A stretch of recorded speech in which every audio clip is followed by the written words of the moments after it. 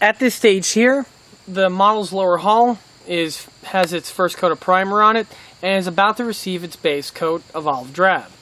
Now, over here at the area for the final drive, I don't like to have too much paint on this area because the layers of paint can interfere with the gears.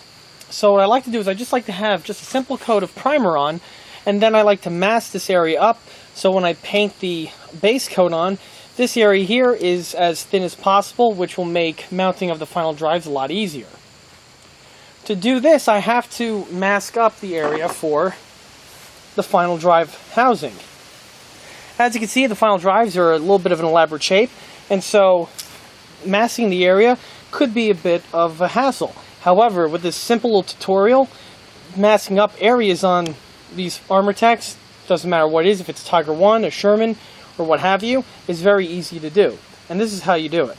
To perform the procedure, you will need the following items. You'll need your final drive, you will need a roll of fat masking tape, and you will need some kind of a scissor or pair of aviation snips to cut the masking tape itself. To start, we take our final drive, we take the internal portion here and lay it flat.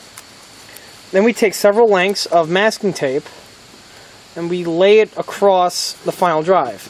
Now make sure that's nice and tight and that you have no flex or play on the tape itself. Continue adding the layers. Now when you overlap the tape, make sure you have it overlapping by at least about a ½ inch or so. That gives the tape, when it bonds together, some more rigidity as well as strength. Depending on the final drive vehicle that you're working on, depends on how many strips of tape you need. For the Sherman, 3 should do. However, if you're doing something bigger like a Tiger or a King Tiger, you might need a few more strips.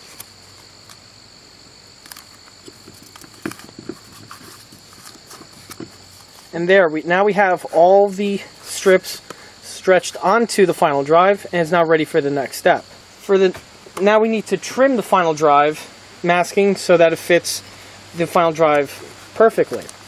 To do that, we take our snips and we carefully cut nice and close to the final drive, like we see here. You're only removing the excess part of the tape, and you're not cutting into the final drive itself. You're just using the final drive as a jig to make sure that your line is nice and crisp and is smooth around the edges. Be very careful in that you don't want to snag and tear the tape.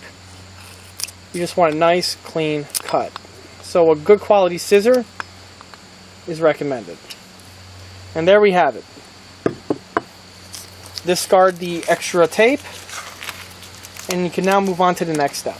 Now, as you see, the tape is perfectly shaped around the final drive. We will now, to remove it from the backing, you simply just peel it off. Now carefully peel it off so that you don't tear off the one ribbon and you actually pull off all 3 strips of tape in one pulling. And there you have it. The mask is now complete and is ready to be fitted to the vehicle. Now when it comes time to start fitting the mask to the hull, you first line up the real final drive to see exactly how it lines up. And then once you get a visual cue on how the piece lines up, you then simply insert on the masking as follows.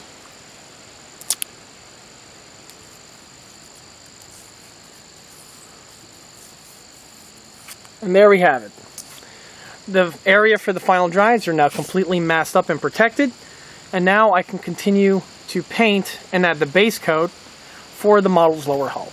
Don't forget to repeat the same procedure for the other side, and then once that masking is completed, you are now prepared to continue with the rest of your build. And with that, that concludes this 1/6 scale tutorial video for final drive masking. If you like this video, stop by and like us on Facebook.